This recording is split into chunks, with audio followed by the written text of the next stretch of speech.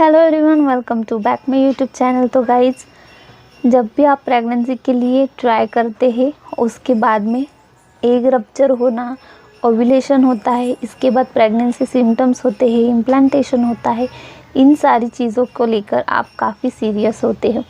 क्योंकि अगर ये सारी चीज़ें सही तरीके से स्टेप बाय स्टेप सक्सेसफुल हो जाती है तभी जाके आपको प्रेगनेंसी कंसीव हो पाती है। तो इसके लिए आपको सबसे पहले ओव्यूलेशन पे ध्यान देना होता है। उसके बाद ओव्यूलेशन होने के बाद रिलेशन मेंटेन करना होता है। उसके बाद आपको फर्टिलाइजेशन का प्रोसेस है, इसको भी सक्सेसफुल होना बहुत ज़रूरी होता है। और फिर उसके बाद ही आपका इम्प्लांटेशन का प्रोसेस होता है। अब ये सारी चीज़ें होती है, इनको एक्चुअली कितने दिन लगते हैं, क्योंकि आपको प्रेगनेंसी सिम्टम्स को जानने की काफ़ी जल्दबाजी हो जाती है। इम्प्लांटेशन के बारे में जो सिम्टम्स है आप उनको जब भी एग रप्चर होता है उसके तुरंत बाद से देखने लगते हो। तो जब भी आपका एग रप्चर होता है उसके बाद में फिर फर्टिलाइजेशन का प्रोसेस होके फिर एम्ब्रियो नीचे आके गर्भाशय की दीवार पे चिपकता है।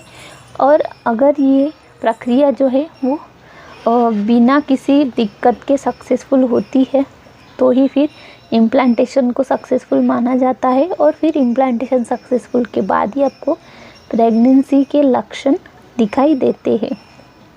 तो इन सारे लक्षणों के दिखाई देने पर ही प्रेगनेंसी आपको यूपीटी में पॉजिटिव दिखाई देती है। तो ये जो इम्प्लांटेशन का टाइमिंग होता है इसे 14 से 16 दिनों का टाइमिंग बताया जाता है।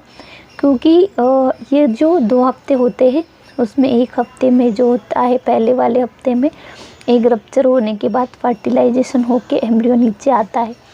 फिर उसके बाद में अगले हफ्ते में जो इम्प्लांटेशन का प्रोसेस है, यानी कि एम्ब्रियो का जो लाइनिंग है उसके ऊपर चिपकने का प्रोसेस होता है, वो प्रोसेस उसके नेक्स्ट वीक में स्टार्ट होता है।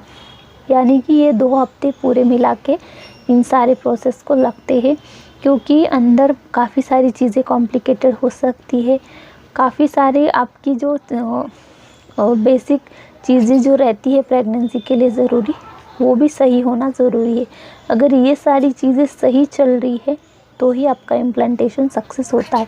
अदरवाइज़ कुछ भी प्रॉब्लम आता है, अगर जो लेयर होती है वो सही तरीके से नहीं बन रही है या फिर एम्ब्रियो जो है उसका फर्टिलाइजेशन ठीक तरीके से नहीं हुआ है, फिर एक क्वालिटी अगर अच्छी नहीं थी, स्पर्म क्वालिटी अच्छी नहीं थी, तो इसमें फिर कुछ भी दिक्कत आ सकती है।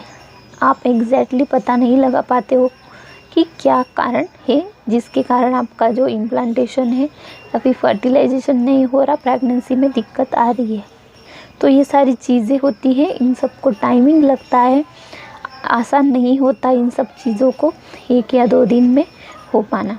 तो इसीलिए आपको ज़्यादा जल्दबाजी नहीं करना है, पेशेंस रखना है। 14 से 16 दिनों के अंदर ये सारी चीज़ें अपने आप होती है। उसके बाद अगर आपका इम्प्लांटेशन सक्सेसफुल हो चुका है तो ही फिर आपको लक्षण अपने आप दिखाई देने शुरू हो जाते हैं। आप खुद ही घर पे पता कर लेते हो कि आपको प्रेगनेंसी कंसीव हो चुकी है। तो आई होप कि आपको वीडियो पसंद आई तो लाइक शेयर सब्सक्राइब करना नहीं भूलना।